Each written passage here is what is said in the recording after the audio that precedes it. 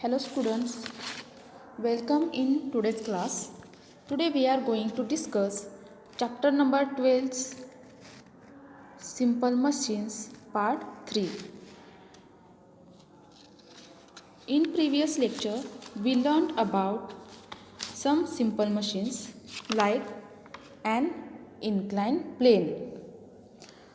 तर विद्यार्थी मित्रांनो, पाठीमागील तासाला आपण सिंपल मशीनमधील ॲन इन्क्लाइन प्लेन म्हणजेच उतरण या सिंपल मशीनबद्दल माहिती पाहिली होती.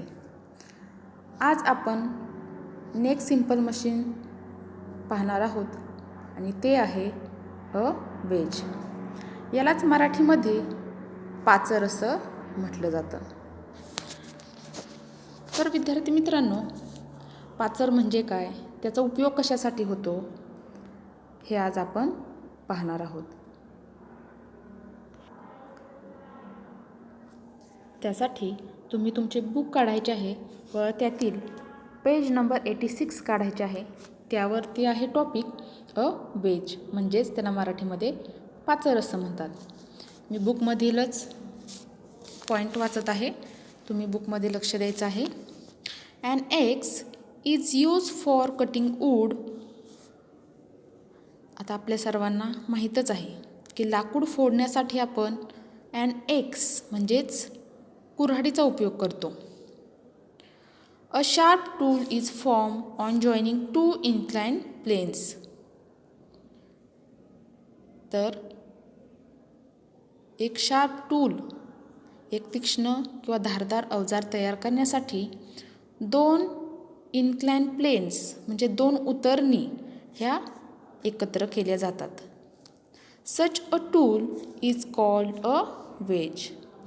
आणि अशा दोन उतरणी एकत्र करून जे धारदार टूल तयार होते, मशीन तयार होते, त्यालाच अ वेज म्हणजेच पाचर असं म्हटलं जातं.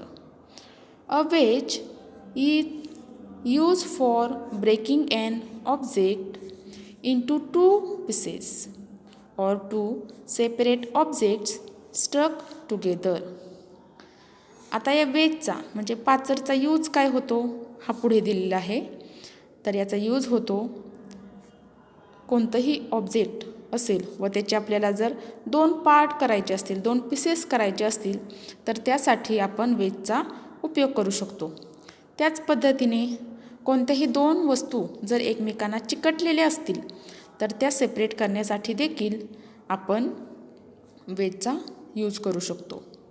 आता याची पुढे काही एक्झाम्पल्स दिलेले आहेत जे काइंड्स आहेत वेजचे. तर त्यामध्ये काय काय आहे पहा. फर्स्ट आहे नाईफ, सेकंड आहे सीझर, थर्ड आहे axe, then needle and scissor. तर हे सर्व जे एक्झाम्पल्स आहेत ते वेजचे आहेत. या मशीन्सचा उपयोग करून आपण कोणत्याही वस्तूचे दोन सेपरेट पीसेस किंवा दोन सेपरेट पार्ट करू शकतो किंवा एकमेकांना चिकटलेल्या वस्तू आपण सेपरेट करू शकतो. तर यावरून वेज म्हणजे काय आणि त्याचे एक्झाम्पल्स आणि त्याचा यूज तुमच्या लक्षात आला असेल. आता पुढे नेक्स्ट पार्ट पाहूयात आपण.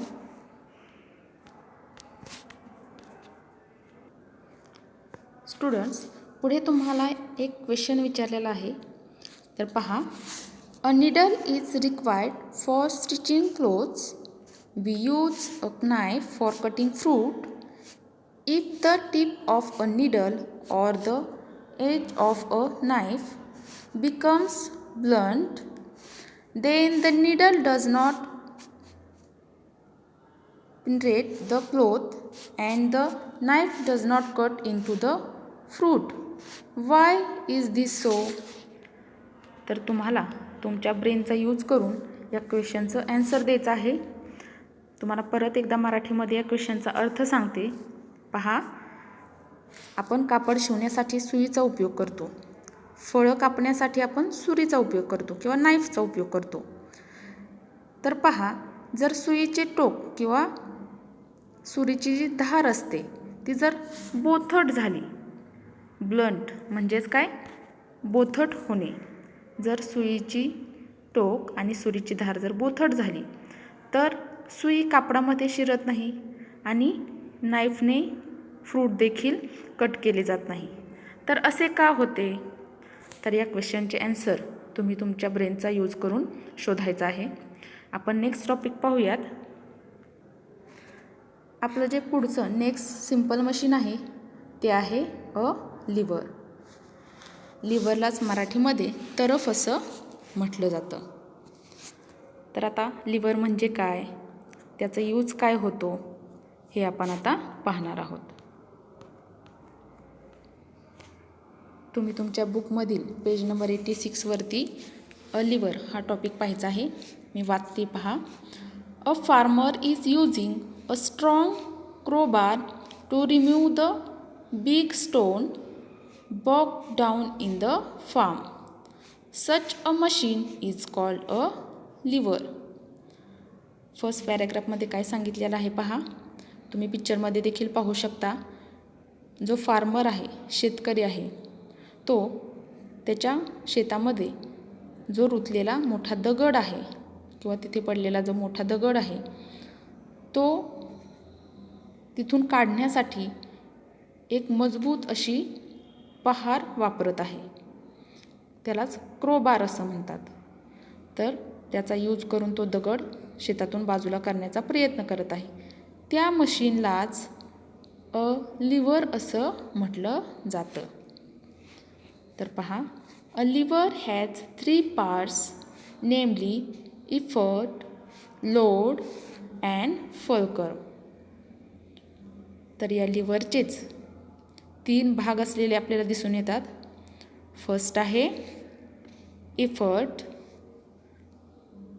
देन लोड अँड थर्ड आहे फलक्रम. मराठीमध्येच एफर्टला बल असं म्हणतात, लोडला भार असं म्हणतात आणि फलक्रमला टेकू असं म्हटलं जातं. तर पहा, हे 3 पार्ट काय आहेत हे देखील आपल्याला पुढे व्यवस्थित समजावून सांगितलेलं आहे. तर पहा, the support at which the rod of a lever is rested is called the fulcrum of a lever. आता फलक्रम म्हणजे काय हे आपल्याला इथे सांगितलेलं आहे. तर पहा, the support at which the rod of a lever is rested is called the fulcrum of liver. The liver rotates about the fulcrum. तर आता इथे फलक्रम म्हणजे काय ते सांगितलेलं आहे. तर तर्फेचा जो दांडा आहे, शेतकऱ्याने फार्मरने त्याच्या हातामध्ये पकडलेला जो दांडा आहे तो ज्या आधारावर टेकलेला आहे त्याला तर्फेचा किंवा लिव्हरचा फलक्रम म्हणजेच टेकू असं म्हटलं जातं. आणि हा जो टेकू आहे, फलक्रम आहे, तो टेकूभोवती किंवा दांडा जो असतो शेतकऱ्याने हातात पकडलेला दांडा तो या टेकूभोवती, हा फलक्रमभोवती फिरत असतो. पुढे नेक्स्ट काय दिलेलं आहे पहा. The weight lifted by a lever or the force against which the lever acts is called the load. पुढे आपल्याला लोड म्हणजे काय ते सांगितलेलं आहे. तर तर्फेने जी वस्तू उचलली जात आहे किंवा ज्या बलाविरुद्ध तरफ कार्य करते तिला भार असं म्हटलेलं आहे. जो बिग स्टोन आहे हा जो लोड आहे, ही जी वस्तू आहे जड तिलाच आपण लोड किंवा भार असं म्हणतो. तर पहा, फलक्रम म्हणजे काय लक्षात आलं असेल. देन लोड म्हणजे जी वस्तू आपल्याला अवजड वस्तू शेतातून बाजूला करायची आहे. फॉर एक्झाम्पल, फार्मर दगड बाजूला करत आहे मोठा, त्या दगडाला, त्या स्टोनला लोड असं म्हणतात. The arm of the lever from the fulcrum to the load is called the load arm. आता पहा, टेकूपासून ते भारापर्यंत म्हणजे फलक्रमपासून ते लोडपर्यंत जो लिव्हरचा भाग आहे त्याला काय म्हटलं जातं, लोड आर्म, म्हणजेच मराठीमध्ये त्याला भारभुजा असं म्हटलं जातं. थर्ड पॉईंट काय दिलेला आहे पहा. The force applied on the other end of the rod to lift the load is called the effort. पहा थर्ड पॉईंट काय आहे. वस्तू उचलण्यासाठी दांड्याच्या दुसऱ्या भागावर बल लावले जाते. आता तो जो दांडा आहे शेतकऱ्याने हातात पकडलेला, त्याचा एक टोक आहे तो लोडच्या खाली आहे आणि दुसरं जे टोक आहे जो त्या फार्मरच्या हातामध्ये आहे आणि त्या दांड्यावरती बल लावण्याचं काम कोण करतं आहे, तर तो फार्मर करत आहे. आणि ज्या दांड्याच्या टोकावर तो लोड देत आहे त्यालाच किंवा बल लावत आहे, एफर्ट लावत आहे, त्यालाच एफर्ट्स असं म्हणायचं. ठीक आहे. पुढे पहा. The part of the lever from the fulcrum to the effort is called the effort arm. आता टेकूपासून बलापर्यंतच्या तर्फेच्या भागाला बलभुजा असं म्हणतात. आता छोटा जो दगड आहे ज्याच्यावरती पहार टेकलेली आहे त्या छोट्या दगडापासून ते फार्मरच्या हँडपर्यंतचा जो पहारेचा जो भाग आहे किंवा त्या रॉडचा जो भाग आहे त्याला लोड एफर्ट आर्म म्हणजेच बलभुजा असं म्हटलं जातं. आता पुढे आपल्याला एक ॲक्टिव्हिटी करून बघायची आहे, त्यामुळे तुमच्या अजून चांगल्या पद्धतीने लक्षात येईल. तर नेक्स्ट ॲक्टिव्हिटी ही पेज नंबर 87वरती आहे. तर लक्ष द्या काय ॲक्टिव्हिटी करायची आहे पहा. Let's try this. फर्स्ट आहे place a pencil on a table. आपल्याला एक पेन्सिल घ्यायची आहे व ती टेबलावरती ठेवायची आहे. Place a ruler on it at right angles with it. आणि तिला त्या पेन्सिलला काटकोन करेल अशी एक पट्टी तिच्यावर ठेवायची आहे. Put a paper weight on one end of the ruler. आणि पट्टीच्या एका टोकावरती पेपर वेट ठेवायचं आहे. Press the other end with your finger to lift the weight. आणि दुसऱ्या टोकावर तुमच्या बोटाने दाब देऊन हा पेपर वेट उचलायचा आहे. Which are the load arm, the effort arm and the fulcrum of this lever. आता या लिव्हरमध्ये लोड आर्म कोणता आहे, एफर्ट आर्म कोणता आहे आणि फलकम कोणता आहे, हे 3 पार्ट कोणते आहेत हे तुम्हाला सांगायचं आहे. पिक्चरमध्ये देखील तुम्ही पाहू शकता एफर्ट काय आहे, लोड काय आहे आणि फलकम कोणता आहे, हे 3ही पार्ट पिक्चरमध्ये दाखवले आहेत. पुढे पहा. Now go on increasing the distance between the paperweight and the pencil by 4 centimeters every time and see whether the paperweight can be lifted when placed at each of those distance. तर आता आपल्याला काय करायचं आहे तर पेपरवेटपासून पेन्सिलचे जे अंतर आहे प्रत्येक वेळेला 4-4 सेंटीमीटरने पुढे पुढे वाढवत जायचं आहे आणि प्रत्येक अंतरावरून पेपरवेट उचलते का ते पाहायचे आहे. What do you find. तुम्हाला काय जाणवेल पहा. ही ॲक्टिव्हिटी तुम्ही करून पाहायची आहे आणि मग तुम्हाला त्यातून काय आढळते, तुमच्या काय लक्षात येते ते तुम्ही पाहायचे आहे. पुढे पहा. As the effort's arm becomes longer and longer compared to the load arm less and less force is required to lift the paper weight. तर आता काय होईल पहा. भारभुजांच्या तुलनेमध्ये बलभुजा जसजशी लांब होत जाते तसतसे पेपरवेट उचलण्यासाठी कमी बल लावावे लागते. Such a lever is called a lever of the first order. आणि हाच तर्फेचा पहिला प्रकार आहे.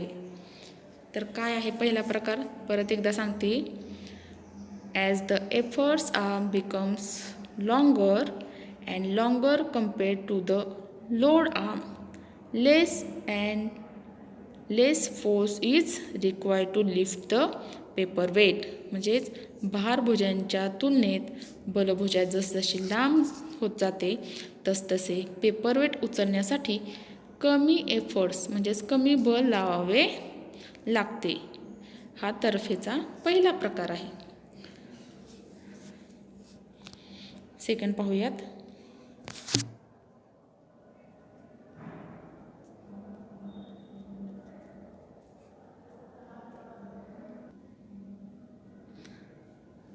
याचे जो नेक्स्ट ॲक्टिव्हिटी आणि नेक्स्ट जे लिव्हरचे पार्ट्स आहेत ते आपण नेक्स्ट व्हिडिओमध्ये पाहणार आहोत. थँक्यू.